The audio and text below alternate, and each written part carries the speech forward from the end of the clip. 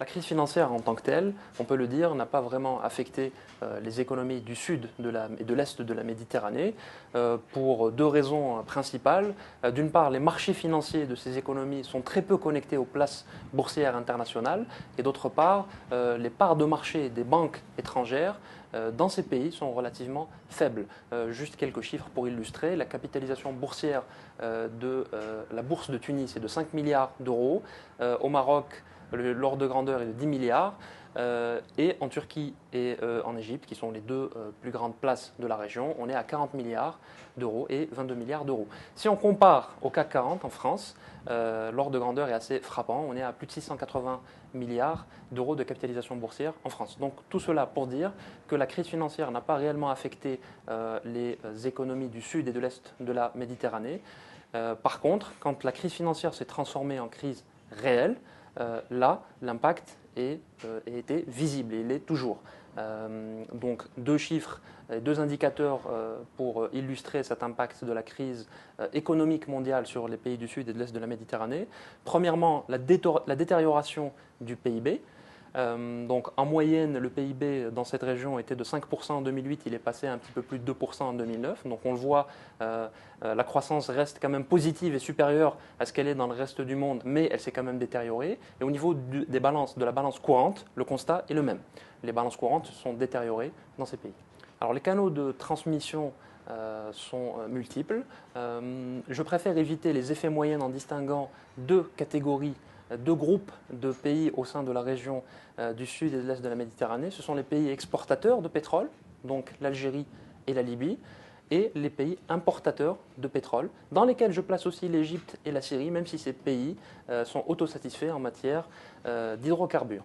Alors, au niveau des pays pétroliers, les canaux de transmission de la crise sont principalement, bien entendu, la baisse du prix des hydrocarbures qui est elle-même causée par la baisse et le ralentissement de la demande mondiale.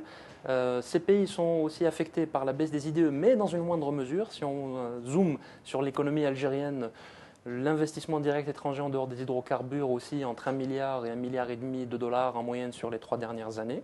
Donc l'impact est beaucoup plus faible au niveau des investissements directs étrangers. Par contre, le ralentissement de la croissance mondiale a un impact très négatif sur ces économies-là. Donc si on prend l'exemple de l'économie algérienne qui, rappelons-le, dépend pour 98% de ses exportations des hydrocarbures et où le secteur des hydrocarbures pèse pour la moitié du PIB, les recettes passeront probablement de 70 milliards de dollars en 2008 à environ 40-42 milliards de dollars en 2009.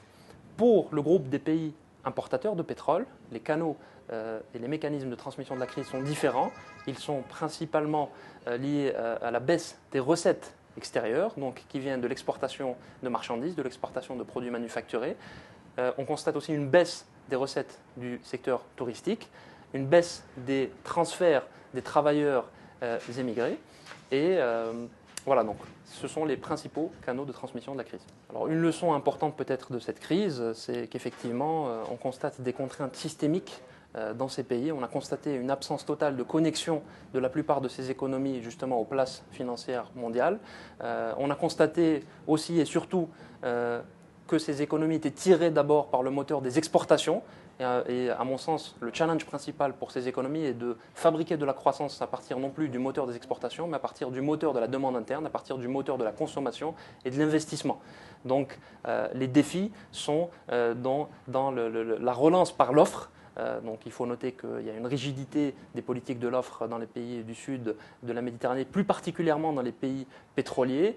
Il faudra faire probablement aussi attention à la dette publique dans les pays importateurs de pétrole. Pour rappel, donc, le poids de cette dette en Égypte est de 85% du PIB. Il représente à peu près la moitié du PIB en Turquie. Donc il faudra faire attention à l'endettement public dans ces pays.